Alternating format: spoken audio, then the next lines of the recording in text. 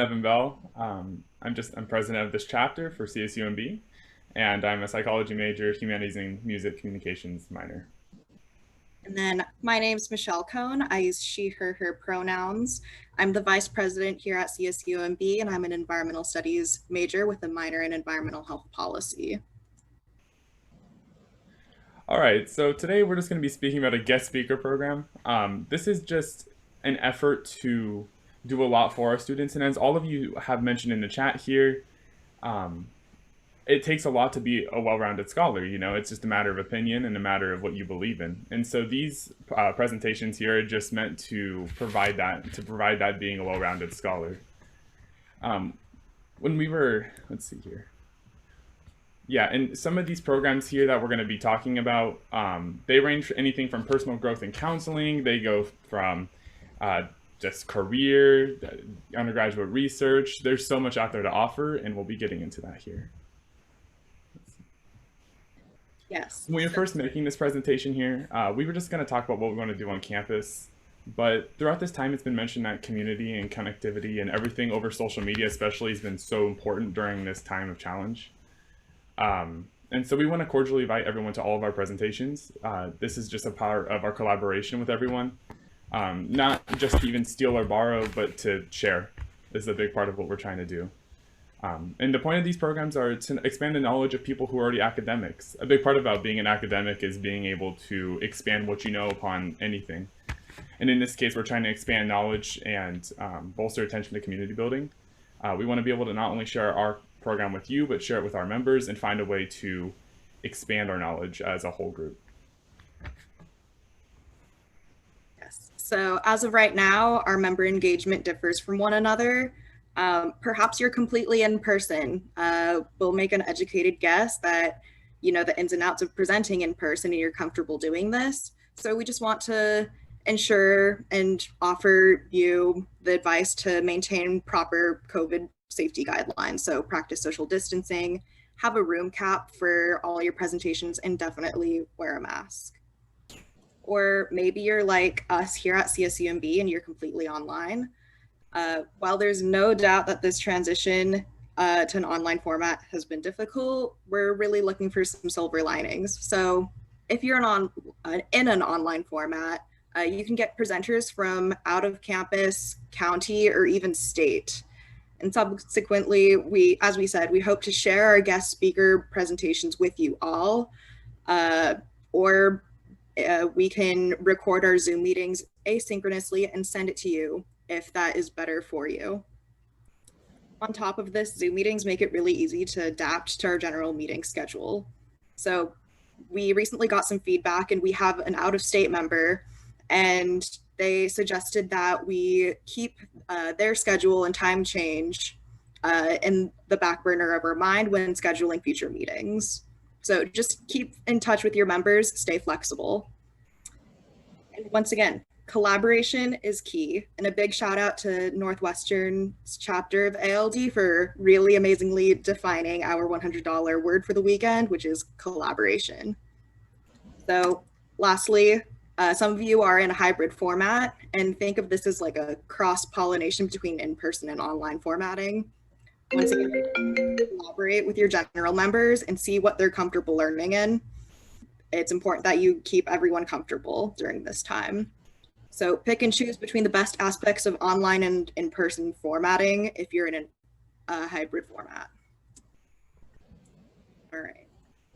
So if there's one thing that you can get out of this whole entire presentation, it's so important to collaborate, whether it be with your members, your general counsel, or your campus staff, or other chapters. Make sure that these presentations are worth everyone's time. So survey your general members to give the people what they want. So I'll be the first to point out that this graph is not statistically accurate. If we have any statisticians here, our population is less than 30, but we got very close. So just for ease sake, we'll say that this can apply to our population. This graphic, it gives enough of a visual to see what our general members want, and we will go ahead and talk about those later. All right, so when it comes to, there are three main categories that we have here. We have curricular, social, and extracurricular. We decided to divide up our events kind of in between all of them just so we can offer them in a more organized format. So with curricular, let's see. It's going to be more academically based, and not that the others aren't, but this one has a high focus in academics and how we're going to progress our academic career forward. The first one is going to be major related presentations. Out of these presentations, these are for students, especially as first years coming in who don't know what they major. There's so many majors that you can choose from out there. And I think a big part of this is having students speak on their behalf. So for example, we have a fourth year student for psychology speaking to a first year student who's undecided. A lot of this is not only making our students aware of what they can do, but making sure that they're aware of what they can do in their department. So if you enter in as, for example, an environmental major, well, Michelle here is also an environmental major, and she could definitely educate students on what you can do in your department. There's so much to a college that we know no one can really go through all of it in their 4 years or however long that they're. So the major related presentations are a great way to help students branch out and be educated on what's in their department and how they can develop a new major. For our grad school applications, so I like to consider this as a way to kill three birds with one stone. This is going to be supplemented by our career department. We've already had this set in place. I'd say that that's probably the best place to go, or you can even talk to grad students, but a great place is career. And for grad school applicants, this is a great way to help develop what you want to see in grad school. So we've partnered with our sister organization, Tau Sigma, which is another honor society on campus for transfers. And we've extended this event to them in a way to collaborate between two programs. And these students are going to be coming here to learn about how to write grad school applications and what to expect. For first year students, this is also a great benefit because it allows for learning of what is in grad school. I entered in as a freshman last year not knowing anything about grad school just because I only saw what was in front of me, which was getting my bachelor's. So I think this is a great way to continue to further your knowledge on what to expect for the future. Along with that, there is your resume and cover letter. This is also going to be supplemented by career, but this is a great way to not only advance academically with such as like a CV per se, but this is also a great way to apply to jobs on campus. A lot of students work on campus, and building a resume and cover letter is something a lot of people don't have prior knowledge on, and so therefore educating and making sure everyone knows what's going on would be a great way to do that. And we would just do like workshops and ways to critique each other's resumes and cover letters. Next, we have social. And by social, we mean outside of our careers as students and into the realm of being a global citizen. So here at CSUMB, we have our student-run organization called OC3. Your equivalent would be something like a cross-cultural center. These are going to be student-led organizations that appeal to different demographics. It's important to learn your members' demographics and open the floor to inclusive dialogues. So we find that recruiting a student speaker for this topic would be most effective just because it'd be a student speaking to another student. And the elephant in the room has been long discovered, and it's without a doubt that we should all be prioritizing our mental health. Have a faculty member from your personal growth and counseling center come and give a presentation and give those resources and hotlines. Also, we urge you to make sure that you have a qualified specialist for this topic. And then we have community service. So many of us through high school and even into our university lives, we've had to do some sort of community service project. Based on the culture of your campus, find out what's the hottest issue and roll with it. I think we can all draw inspiration from Montclair State University and their Feeding the Front Lines and Converse College's service projects. This helps build relationships with your chapter and your community. It's important to build these local community connections with leaders and have them come in and give a presentation for recruitment. Next, we have extracurricular. These are going to be events that you can still do on campus, and it's once again another way to further yourself, but this is going to also be outside of school and things that you can do personally to help yourself grow for your future. The first one, as you could have seen on our poll earlier, with building financial credit and success was one of the most popular ones. When it came to choosing this here, I think a big part of it is students don't always learn the best way to, write a check. I didn't know that, not through high school at least. So a big part of this is making sure that we're teaching students to write checks, invest in like Roth IRAs. Like, how can we build our money and be able to afford college, or how can we afford things in the future? How can we build credit? You know, there's a lot out there that's in question, but students did choose this overwhelmingly. And so there's a lot of people that you can talk to have this go on, whether it's like an economics lecturer. For me, I'm going to be talking to a local bank, and so I can educate students on what I've learned from a local bank. There's a lot of speakers out there who are very, very educated on the financial world, and I think teaching students for college about this is something that can help them further themselves for their career in the future. The next one would be undergraduate or even research opportunities. Our school has an undergraduate research opportunity center, which we just abbreviate as UROC. But this is just this example of what we can do for students in educating research opportunities. Like, when you go into grad school, a big part of your application is knowing how to do research. And it was mentioned yesterday in some of the presentations, and I'd like to build upon that the importance of research is there. As academics, we should definitely be pursuing ways to further ourselves in our field. Almost any field out there has research. You know, whether you're communication, psychology, environmental, you can find it anywhere. And so a big part of making sure your students are reaching out to different aspects of campus is showing them where it is. And so for research opportunities, it can be a challenge, but many, many institutions offer it. And I think educating students on what they can do to prepare themselves not only for grad school, but for their career in the future, this would be a great guiding factor.